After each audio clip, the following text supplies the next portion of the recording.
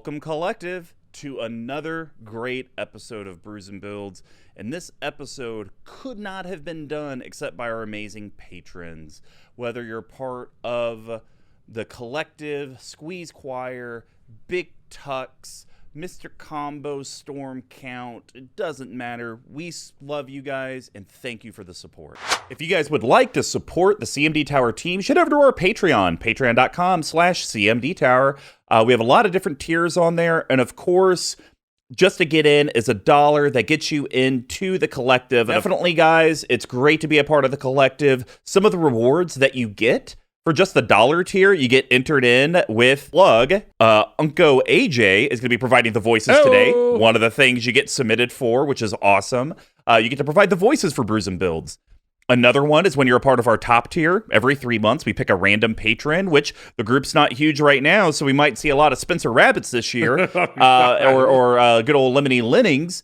But you guys will get to be on Brews and Builds and talk with Tuck and I about your decks and kind of where the grains, hops, yeast, and spice kind of work out. So lots of great benefits. And of course, our $5, $15, and $25, you actually get legitimate swag. Playmats, sleeves, stickers, RK Post patron tokens, whole lot of stuff. All the good stuff, yeah. And they are awesome. Got to shout out real quick again, that foil playmat is sick. Now, if you're a part of the Collective already, aka our patrons, and you have someone you want to invite to the Collective, because maybe it's some of the awesome benefits that you've been on the receiving end of, we do have a referral program. So any of you that join our Patreon, be sure to send the account a note just saying, hey, this patron referred me, and we're actually going to hook them up with some pretty cool swag. Just kind of depends on what tier you signed up for. Now, if you can't do a monthly subscription, but you want to get some of the swag, or even some of the swag that you can't even get as a patron, like the foil playmat, head over to our store, cmdtower.com/merch. Of course, that's where you can get our holiday sweaters, foil playmats, a bunch of the other accoutrements. Just a little update for any of the sweater folk. I appreciate everyone's patience with that. I do know where the boat is. It's in the LA harbor. I was able to see said picture of said container ship. We're just waiting for the dock to unload it. So really hoping to get to this to you guys ASAP. But like I said, anyone that had pre-ordered a holiday sweater before the new year, we are going to just include a little thank you because of the delay in your box. Because I know you guys want to wear this for the winter. You wanted to wear it for holiday parties. And, it's kind of bleeding into late winter, and it'll become harder and harder to wear. So we're going to take care of you guys. Don't worry. Definitely want to give you a little something to say thank you. Now, this audio was brought to you by Squee McGee. Woo! Now, if you're watching this on YouTube, one of the many short form videos that we're now doing, you got to give a big shout out to @_tcoats. Tyler is our video editor, and he was one that kind of came up with this great idea of why don't we separate out the long form videos, because some of you guys might only be degenerates like me and care about the yeast package, which if you don't know what that is, we'll get to that later. But, enjoy these short consumption videos. That was a piece of feedback that we had received from the community. We want to continue to do it. We've heard MTG Action 4 News is something you guys want to see on YouTube. Definitely going to talk and try to figure out how we could make that happen. But we want to be here to give you guys the content you want. You just need to let us know. So if we can improve our YouTube content, let Tyler know. He is the captain of that ship. Of course, just share the content you guys are watching and listening to. That's the free way to help, and that's the way that you guys can make an impact every single day.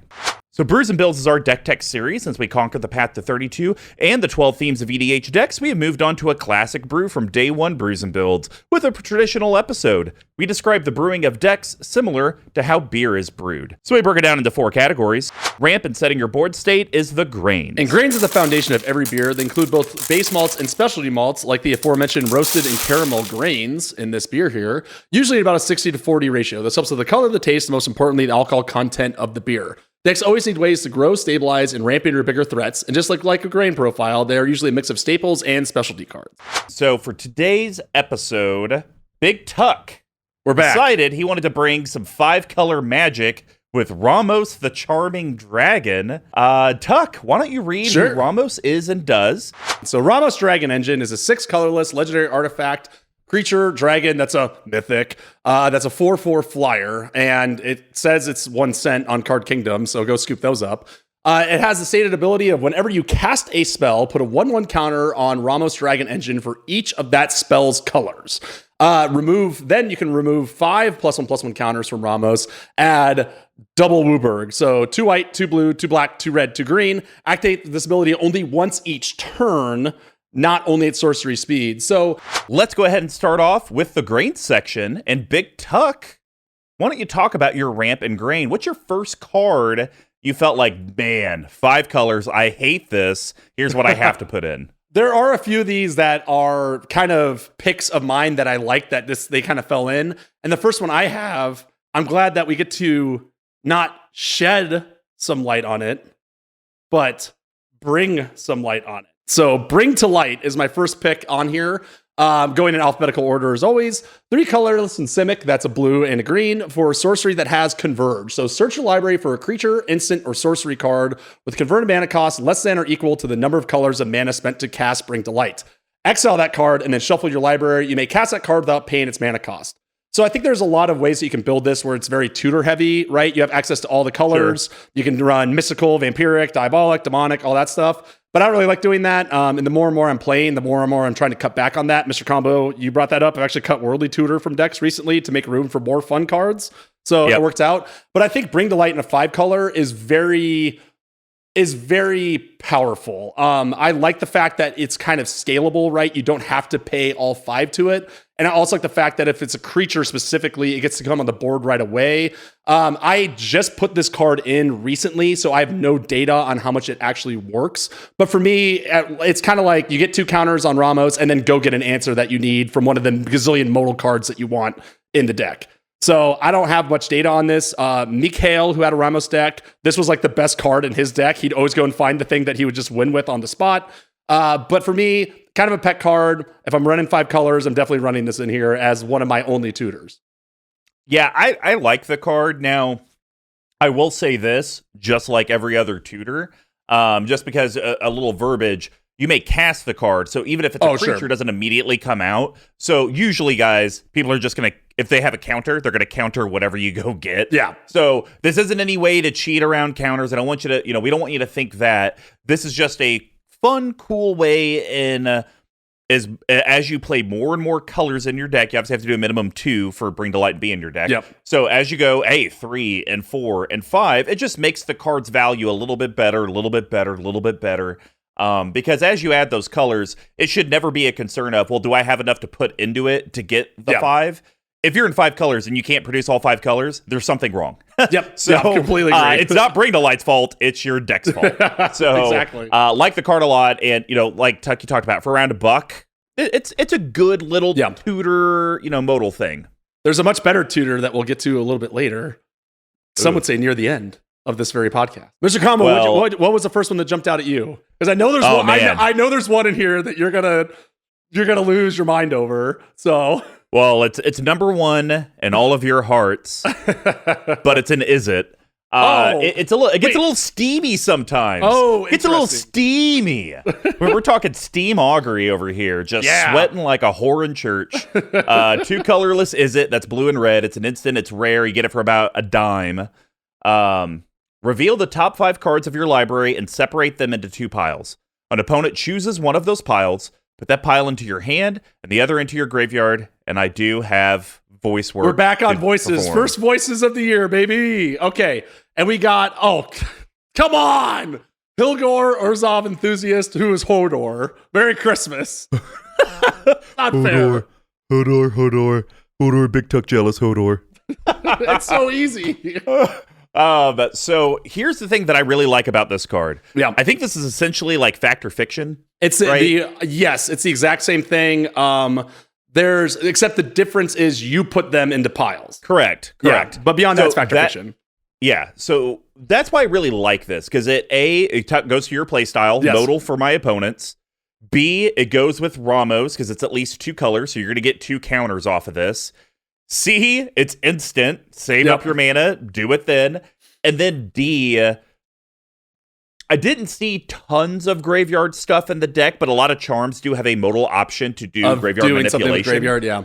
So a card like this, early, mid, or late game, you can kind of manipulate your opponents. Sure. It could be the, I'll give cards that aren't in the deck, like expropriate basic land, or it could be, very similar to Bring to Light and other cards. And it's like, which one? I was like, well, you can't have expropriate. That needs to go in the graveyard. It's like, oh gosh, damn. Yeah, oh, well. What am I going to do? Then you'll be able to get it back anyways. So I like it that there's really going to be no bad one for you. And Tuck, this puts you into your politics game, which you love to do. I do love it. And this has been a pet card of mine for a long time. And I like it in the deck a lot.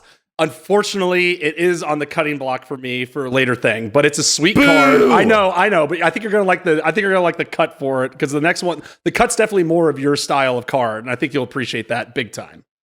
That's all right. I'm cutting cards in my bottle capping that you're gonna be very upset about. So okay, it makes sense that you only upset me first. There you go.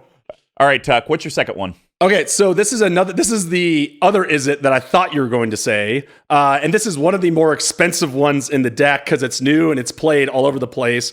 Prismari Command. So these commands are so much better than some of the charms. Usually it's like a 1-to-1 cut. But Prismari Command is a colorless and is it that's a blue and a red for an instant. Choose 2. It deals 2 damage to any target. You draw 2 cards, then discard 2 cards. You create Target player draws 2 cards, discards 2 cards. Could matter.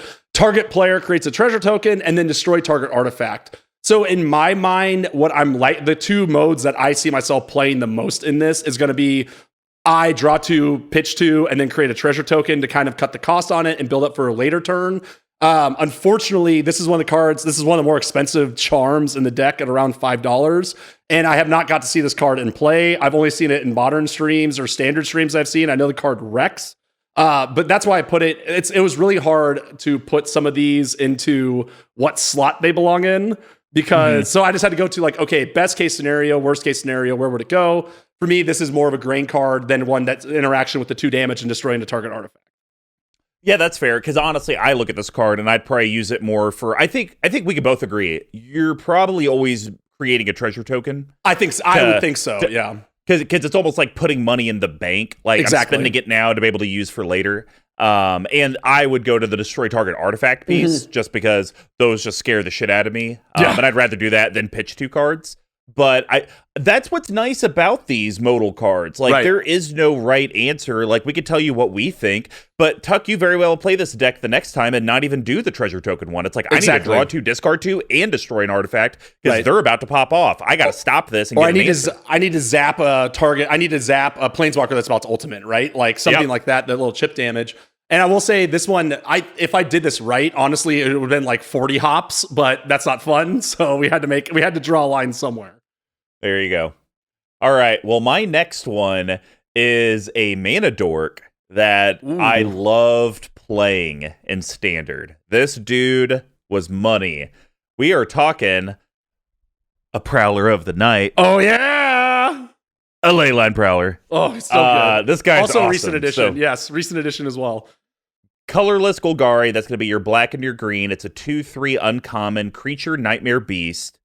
Tap, add 1 mana of any color. So it's a 3 mana dork. Why is Mr. Combo so pumped? Because they gave it Death Touch and Lifelink.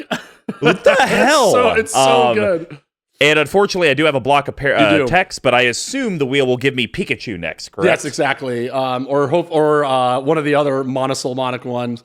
Okay, we got Marquesa, the Black Rose, who is the female version of Jareth from the Labyrinth movie. So female David Bowie. God damn it. That's a tough I don't know what these are. What are these obscure, dumbass like references? Effeminate and British and androgynous and kind of mystical with the giant cock ring. Well, I can relate to the giant cock ring piece. So I thought that would be the one that put you on it. It feeds on dark energies that course through deep world. And any other creatures lured, suck a dick, by the ley lines full. I don't know. We gotta go through some of these and it's delete witches. I thought, but the people who put them on, that's just a slap in their face. We gotta get better. No, we have to do better. We've been doing it for a year. I'd say once a voice is on the list for a year and we can't do it, we reserve the right to remove it. I say we both get. What if we get like? That's both. We pick 2 apiece that we could just take off. Or something like that. Like we'll figure this out at a later date. So, anyways, Leyline Prowler is absolutely amazing, guys. If you're running black and green in your deck, this should be in the deck over a Wood Elves or over a lot of ramp creatures. If it comes down to where like you have to cut ramp for ramp, I'd rather have Leyline Prowler than Wood Elves.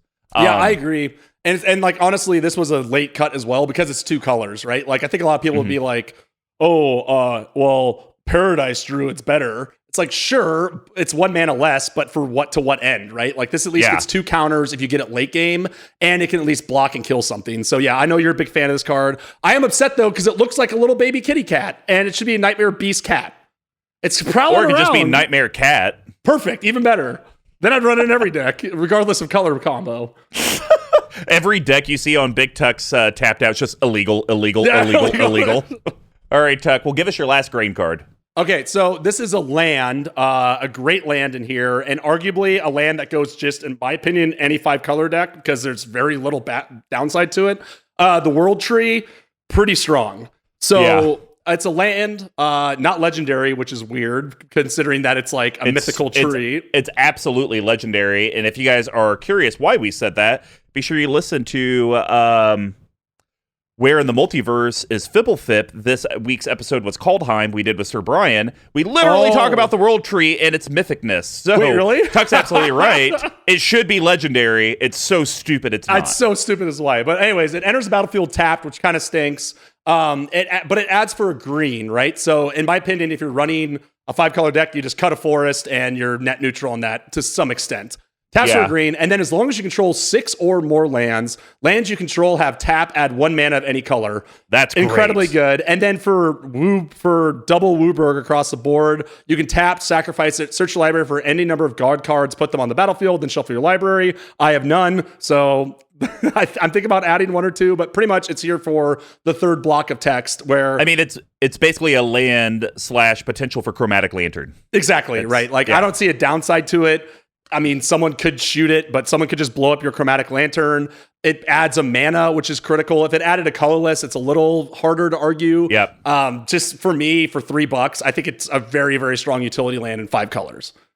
And because I mean, look, me and Tuck are literally reaching for ways to make this bad, like to where you wouldn't run it. Like another one, I guess, would be as long as you control 6 or more lands, other lands you control have exactly to add 1 mana. right. Maybe something like that, to where the World Tree only ever taps for green. Maybe that makes it a little bit worse, to where you wouldn't do it. Yeah, but still, it's just like if you're in 5 colors. You're going to have over 6 lands because you need to be able to tap for 5 of your colors. That's 5 lands. So you're going to get there. And I do agree, like right now, the price point is only about $3. If you guys are 5-color people like myself, I'd probably go buy a bunch of these because as long as it's under 5, I think this is an auto-include with Command Tower into all 5-color decks. Yeah. Once it gets above $5, though, that's where it starts to get a little sticky of like, how do you put financial value on what that one singleton land's going to do in a deck of 100? Yeah, it's the same reason people struggle with like Urborg, Tomb of Yawgmoth, Cabal Coffers. It's like, do I run that stuff if it's like maybe I get the advantage because it's like a $20 card? I don't know, but this is one I think as long as it's under 5, you just buy it and put it in the deck. You're pretty. It's a pretty safe investment for sure. And my last grain card makes the ETB tapped completely irrelevant. I know you love it. Can't resist it. We're talking Amulet of Vigor, and I'm proud of you for having it in here. You actually have a foil? I have I don't know. I put the one in from the one you got from the Secret Lair.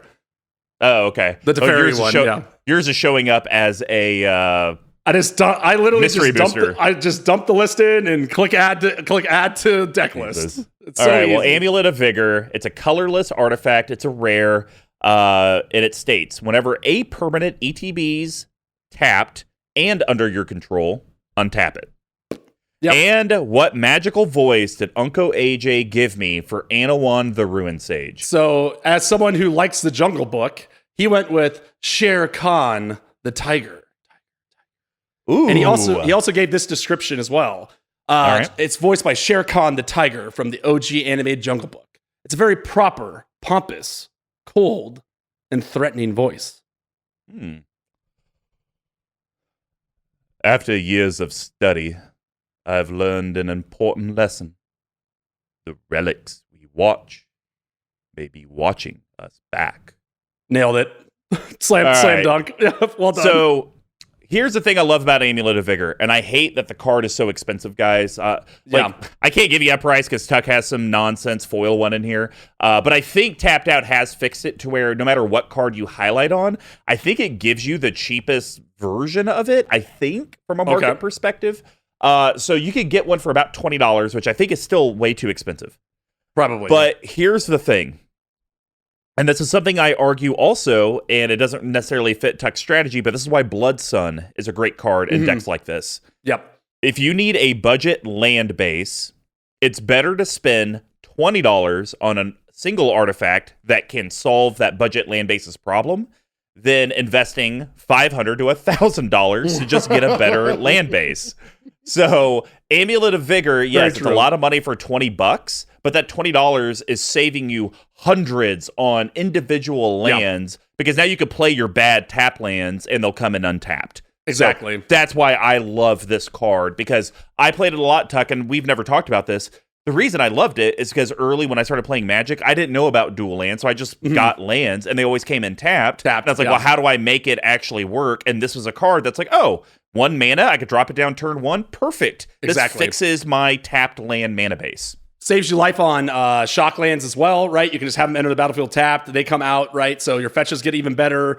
I mean, if you're running I'm running all the triomes. Those obviously come into play tapped. So having those come in untapped is huge. So yeah, I think this is a card I only ran. The reason I have one is because I ran it in Maze's End, and this is this is the remnants of that deck. But again, I definitely left it in here for the value and getting that speed going of these more budget lands. Absolutely. Well, guys, that's going to wrap up the grain profile.